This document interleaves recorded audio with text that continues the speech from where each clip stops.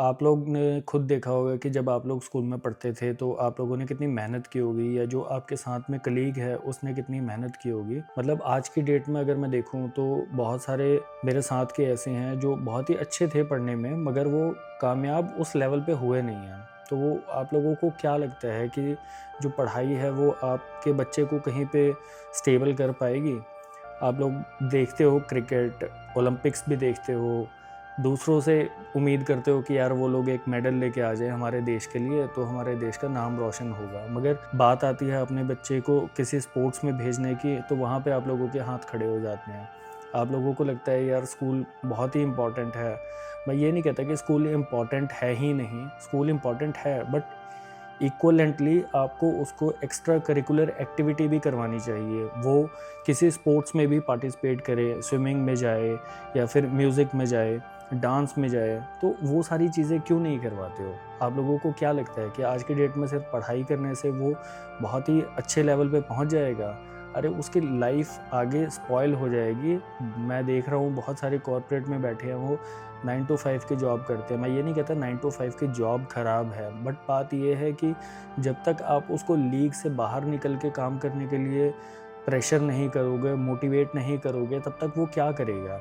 आप अगर बचपन से ही उसे ये चीज़ें दिमाग में बिठाओगे कि बेटा पढ़ाई कर लो, नहीं तो आपका लाइफ में कुछ नहीं बनेगा, तो उसके दिमाग में तो यही चीज़ रहेगी ना कि यार अगर मैं पढ़ाई नहीं करूँगा तो मेरी लाइफ में कुछ नहीं होगा।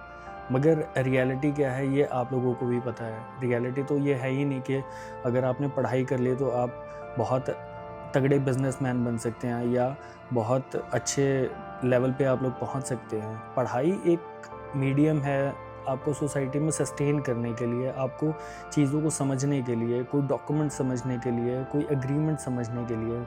मगर वो पढ़ाई आपको कहीं और लेके जाए ये ज़रूरी नहीं है। बहुत सारे लोग आप लोग आस-पास में देख लेंगे जो बिना अच्छी पढ़ाई के, मतलब मैं ये नहीं कहता कि वो अनपढ़ हैं, बहुत हाई लेवल की डिग्री के आज बहुत अच्छा कमा रहे हैं, बहुत अच्छा कर रहे हैं अपनी फ़ील्ड में। तो उसके लिए क्या ज़रूरत है? स्किल की। उसके लिए ज़रूरत है उनको रियलिटी चेक देने की, उनको सही चीज़ों की गाइडेंस देने की, उनको इस काबिल बनाने की कि बेटा आप जो है लाइफ में रिस्क लेना। क्योंकि अगर वो रिस्क नहीं लेगा तो वो तो ऑलरेडी फेल हो गया ना। अगर रिस्क लेगा तभी वो कहीं पे पहुँचेगा। मतलब हम लोग देखते हैं कि यार कोई भी बड़ा बिज़नेसमैन बन गया, तो बड़ा बिज़नेसमैन ऐसे ही नहीं बना ना, वो पता नहीं कितनी बार फेल हुआ होगा, कितनी बार उसने बैंक से लोन लिया होगा और वो ईएमआई टाइम पे नहीं चुका पाया होगा। तो वो हमेशा अपने एक फेलियर से कुछ ना कुछ सीखता है, तो उसके बाद में जाके वो उस लेवल पे पहुँचा है। तो भाई फेलियर जो है वो ऐसा नहीं है कि वो आपको रोक रहा है, फेलियर जो है वो आपका सक्सेस का पार्ट है। तो फेलियर को भी जो है आप एनकैश करो, उसको समझो कि वो फेलियर क्यों आया है। आप अपनी गलतियों से सीखोगे नहीं तो कहीं तो पहुँचने से रहे।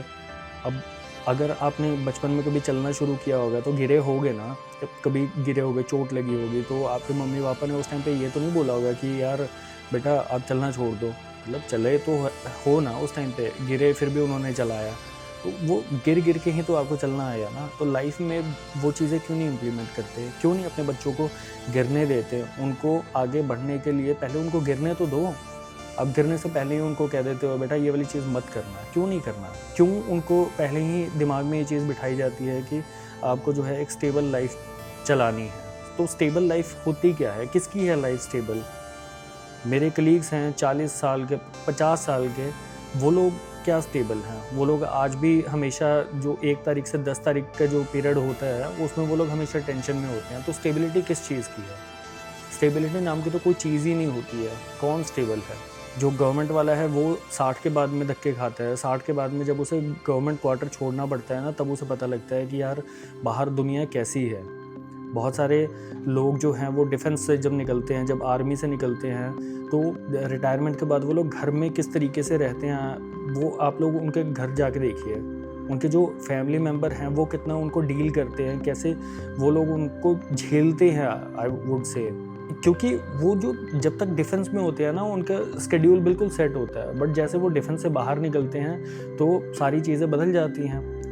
क्योंकि बाहर की दुनिया ऐसे काम करती नहीं है कि सुबह 5 बजे उठ जाओ, है ना? तो आप अपने बच्चों को जो है वो स्टीरियोटाइप मत बनाओ, मत उनको सिर्फ पढ़ाई में उलझा के रखो कि भाई स्कूल से आ गया तो अब ट्यूशन का बैग उठाओ और ट्यूशन चला जा। उसको कुछ और करने दो, हो सकता है उसमें कोई और स्किल हो सकता है उसे स्विमिंग पसंद हो सकता है वो डांसिंग में अच्छा कर रहा हो या सिंगिंग में अच्छा कर जाए। आप लोग उसको स्किल्स को चेक तो करो कि वो क्या कर सकता है। हमें वो मौका नहीं मिला, मगर हम लोग ये चेंज तो ला सकते हैं ना। हमारे टाइम में क्या होता था कि 90% के ऊपर जो स्कोर था वो 1 या 2 बच्चे का ही आता था, बट आज की डेट में क्या होता है, आज की डेट में 90 प्लस जो है ऑलमोस्ट 30% ऑफ द क्लास लेके आती है। तो कंपटीशन जो है वो बहुत ही ज़्यादा बढ़ गया है एजुकेशन में। अभी तो एजुकेशन में मैं कहता हूँ कि किसी को इतना ज़्यादा डीपली घुसना ही नहीं चाहिए। अगर आपको पता है कि यार आपके बच्चे में कोई और स्किल है तो उस पे काम करवाओ, वो उसको उस चीज़ के लिए जो है वो पुश करो, थोड़ा सा वो उस लाइन में जाए। आप उस लाइन के बारे में अच्छे से पढ़ो कि उसका आगे करियर उस लाइन में कैसे सेट हो सकता। अगर आप लोग ये सारी चीज़ों पे ध्यान नहीं दोगे तो अगर मिडिल क्लास पैदा हुए हो तो मिडिल क्लास ही एक दिन मर जाओगे। और वो डायलॉग कुछ गलत नहीं था जो गोविंदा के फिल्म का था कि मिडिल क्लास में पैदा होना कोई पाप नहीं है, मगर मिडिल क्लास में मरना बहुत बड़ा पाप है, बहुत बड़ा जुर्म है। तो इन चीज़ों को चेंज करने के लिए आपको वैसे चेंज डिसीजंस भी लेने होंगे। ये रिलेटिव्स, ये आपके पड़ोसी, कोई कुछ नहीं करने वाला, कोई कुछ नहीं बोलने वाला। और वो अगर बोलता भी है तो अपने घर पे बोलेगा ना। आप उसको क्यों अपने घर पे लेके आ रहे हो कि भाई उसने ये चीज़ बोली है, अब मैं अपने घर पे ये चीज़ वही चीज़ दोहराऊंगा? क्यों दोहरानी है आपको? उसको करने दो। आप हो सकता है वो किसी और लाइन में बहुत अच्छा कर रहा हूँ। अब मैं अगर सचिन को बोलूँ यार सचिन को क्रिकेट छोड़ के ना मैं उसको स्विमिंग में डाल देता, तो यार अगर उसको स्विमिंग में डाल दूंगा तो उसका तो टैलेंट वेस्ट हो गया ना। जो वो क्रिकेट में इतना अच्छा कर गया वो स्विमिंग में तो कर ही नहीं सकता था। अपने बच्चे को थोड़ा सा एनालाइज करना सीखो, उनको अपॉर्चुनिटीज़ दो। आज की डेट में तो वैसे भी बहुत कुछ है लाइफ में करने के लिए।